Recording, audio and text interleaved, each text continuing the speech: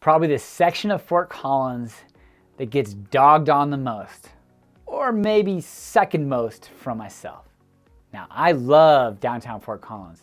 I grew up in Midtown. I bought and currently own on the south side of Fort Collins.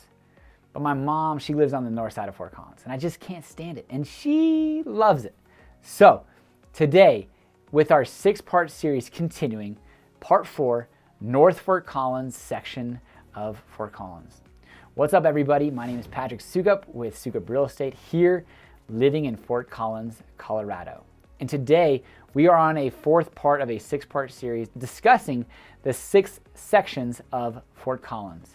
And we're jumping in today of North Fort Collins. We're gonna look at the characteristics, pros, cons, some housing statistics, something that you can look at and determine if this is an area of town that might be a good fit for you and your family if you're considering moving here to northern Colorado. So without any further delay, let's jump in. Alrighty, so 6 sections of Fort Collins has kind of broken down into these 3 different areas of discussion: characteristics, pros, and cons. North Fort Collins really is defined by a few things. You know, there's a lot of estates out here, larger acreages. Really, people get out here to spread their wings. Now, you also have the country club, as well as the Budweiser brewery, lots of development that's happening here. North Fort Collins has seen an explosion of growth over the last few years, and it's not really slowing down. Well, because there's just a lot of opportunity for growth. Fort Collins has lost a lot of its chances for infill developments. Now, it's not to say that they're not there. There are some opportunities, some redevelopment plays, but North Fort Collins is really where there's a lot of land still to be built. So Fort Collins and North Fort Collins is where people have gone historically for their ranches, farms, and that's where I believe their schools haven't necessarily performed as well, because kids were going to go to school just to go to school and get an education, but then go back and work on the farm and ranch. But with the development, new schools, new development areas, people will probably be less farming and ranch in this area and more traditional kind of 9-to-5 type workers, and school, going to college will be a big driver. So I could see schools scores increasing in the near future. But jumping into the pros of North Fort Collins, you are super quick. It's a quick access to Old Town from North Fort Collins. Even though you could be, a 5 to 7 minute mile drive out there, the amount of stoplights that you have to go through to get to Old Town is significantly less than if you were coming from south to north and getting into Old Town. Now, that could change in the near future. Again, with that development that I've talked about, with all of the housing and everything like that that's going on, there was already a new stoplight put on Douglas Road, which I am 4 for 4 getting stopped when I go out to see my mom out north of Douglas Road. So as we speak, it's very quick access, even if you are 5 to 10 miles out, getting from Wellington or North Fort Collins to Old Town. If you're looking at living on a lake, this probably has the most amount of opportunities for that. Richards Lake, Long Pond, Terry Lake, Reservoir Lake number 3, and the list goes on. There are definitely a lot of opportunities if you are looking at buying and living on a lake. Cobb Lake, out here in these areas, this is where you are going to have your chance. You are going to pay significantly for that. In previous videos I've discussed, for similar houses to live on a lake, you will have at least a 10% premium if you take this exact house in middle of Fort Collins, not a lake, and moved it back into a lake. But if you're looking for that, this is where you will have your best chance of finding that opportunity in Fort Collins. And if you're looking for easy access to Red Feathers to go camping, up the Poudre Canyon to go tubing or rafting, or hey, heck, you work in Laramie, Wyoming, but you've got to live in Fort Collins, jumping onto 287 and heading north is very quick, very easy. Very few stop signs or stop lights getting in your way of hopping onto 287 and getting out of town very quick. You don't have to go through the traffic like I have when I did the Poudre Canyon shot. It takes me about 15 to 20 minutes to get through town, and then another 15 or so to get to the cutoff of where you go up the Poudre Canyon. But if you're on the north side, it's very quick, very easy access. So if you're an outdoors enthusiast, this might be the place for you. Now the cons. Again, I talked about it at the very beginning of this video. The schools have been historically bad as far as scores. I just worked with a client who worked as a PE teacher for Lincoln Elementary for 20 years. She was phenomenal, poured her heart into the students for many, many years.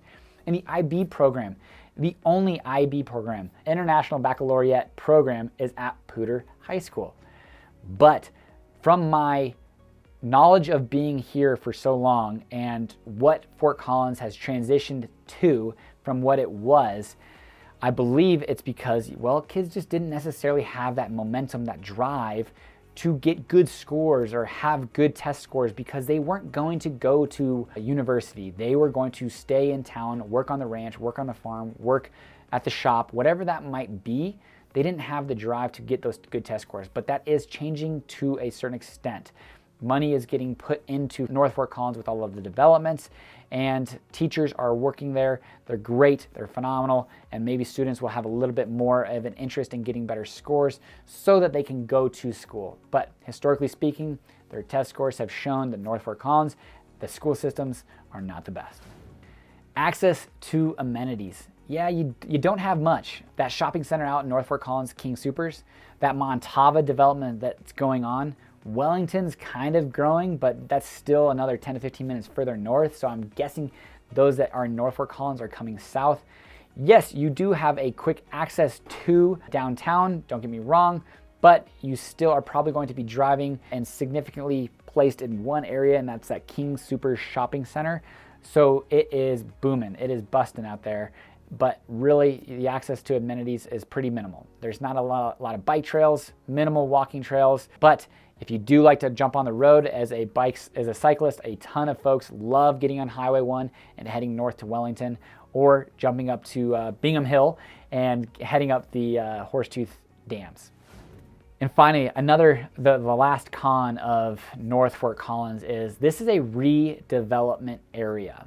Not new development, along 287. Yes, there's a ton of new development in northeast Fort Collins, and it's going to go on northwest as well. But along 287, that main artery, it's all been developed, and it's all kind of shitty. But people are kind of not tearing them, they are tearing them down and rebuilding beautiful brand new buildings and opportunities, shopping centers, and condos. So I see this as something that will take many, many years, but will get to a point where there's a lot of opportunities. Now, the last part of this con is with that redevelopment, there will be a 700+ bed homeless shelter right near College and Vine. Not sure if it's going to be on the east side or west side of College Avenue, but it's going to be right around there. Currently, it's at the Mission, which is on Jefferson and Linden Street, and they're relocating that because of the growth of Old Town and downtown Fort Collins to a bigger area that has more opportunity. So that is something that is coming down the pipeline for North Fort Collins, specifically along 287. And a lot of those River District properties that have been built are very concerned about this. So something to take into consideration. They have not made their final choice of where they are putting that, but that will be decided soon. Schools, Poudre, CLP are going to be the big ones. There's a new middle high school getting built in Wellington. So if you're really far along North Highway 1, that is probably where your kids might go for elementary and middle school. But otherwise, Fort Collins, Poudre High School, Cache La Poudre, Lesher, Lincoln are going to be some of the main schools in this area. Houses actually are the newest per statistics on the ones that have sold. Between Waterglen, Mosaic, and some different newer developments, Maple Hill, where there's more dense homes that are selling. So your higher number of homes that are selling are actually newer built. So on a median aged house, 2000 was actually the median age of homes sold in this area. Now again, because most of these homes don't sell too often. They're big acreage, large estates, multi-million-dollar homes, or 44 houses on Long Pond. But the higher density of homes that are selling are in these newer built developments, and that will continue.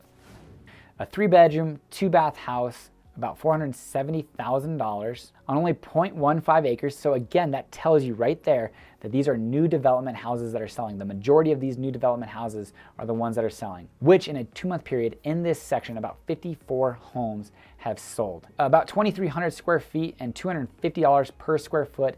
These are the housing statistics for North Fort Collins.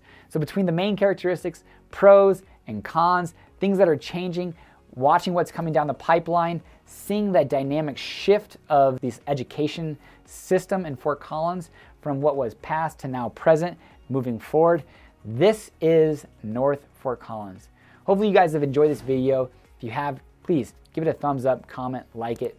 And if you're considering buying, selling, or investing here in Northern Colorado, give me a call, text, email, whatever that is, I've got your back. Thanks for watching, guys. Until next time, take care.